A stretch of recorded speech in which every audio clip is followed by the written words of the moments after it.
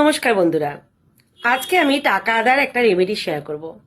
আগেও টাকা আদায়ের রেমেডি আমি শেয়ার করেছি, আজকে একটা ভিন্ন রকমের টাকা আদায়ের রেমেডি শেয়ার করব। অনেক সময় দেখি আমাদের প্রিয়জনেরা আমাদের কাছ থেকে টাকা নেয়, কিন্তু সে টাকা ফেরত দিতে চায় না। আজ দিচ্ছি কাল দিচ্ছি বলে বছর ঘুরে যায়, কিন্তু টাকা দেয় না। বন্ধু বান্ধব আছে এমন, প্রিয়জন আছে এমন, টাকা নিচ্ছে কিন্তু টাকা দিচ্ছে না। চেয়েও আমরা তাদের কাছ থেকে টাকা পাচ্ছি না। আজকে একটা সুন্দর রেমেডি তার জন্য শেয়ার করছি। কি করবে? বৃহস্পতিবার বা শুক্রবার দেখে রেমেডিটা করতে হবে। খুব সহজ রেমেডি। সকালবেলায় স্নান করে শুদ্ধ কাপড়ে ঠাকুরের সামনে বসুন, একটা লাল আসন পেতে।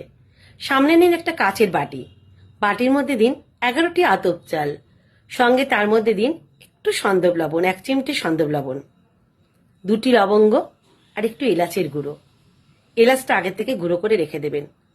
তার মধ্যে একটি গোটা তেজপাতা নিন।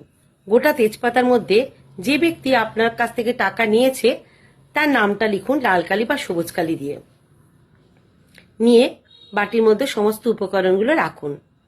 রেখে আপনি তার দিকে তাকিয়ে চিন্তা করুন, যে ব্যক্তি আপনার কাছ থেকে টাকা নিয়েছে সে ব্যক্তি আপনাকে নিজে এসে টাকা দিয়ে যাচ্ছে। আপনি ভাবতে থাকুন, সেটা ভিজুয়াল করুন। হয়ে গেলে একটি মোমবাতি জ্বালান। সেই তেজপাতাটির মধ্যে, যেটার মধ্যে আপনি নাম লিখেছেন, যে ব্যক্তি আপনার কাছ থেকে টাকা নিয়েছে, সেই তেজপাতাটি আপনি সেই মোমবাতির আগুনে পুড়িয়ে ছাই করে দিন। সেই ছাইটা কিন্তু ফেলবেন না।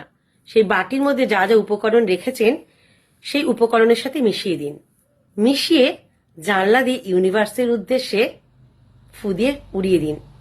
আর উড়িয়ে দেওয়ার সময় শ্রীম 520 এটা চ্যান্ট করতে ভুলবেন না। যদি আপনি জানলা দিয়ে না ফেলতে পারেন তাহলে বেসিনেও ফেলে দিতে পারেন জলের মধ্যে। এটি করে আপনি 2 থেকে 4 সপ্তাহ করুন।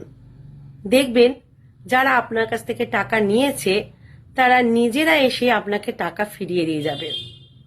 করে দেখুন না, ফল পান কি পান না। যদি পান তাহলে অবশ্যই জানাবেন কমেন্ট বক্সে, আর যদি নাও পান তাও জানাবেন।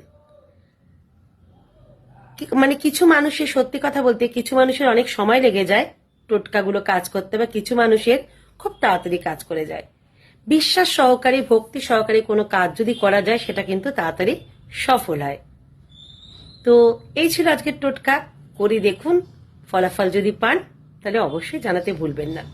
তো চলুন, আজকের মতো বিদায় নিলাম এখানে। নমস্কার।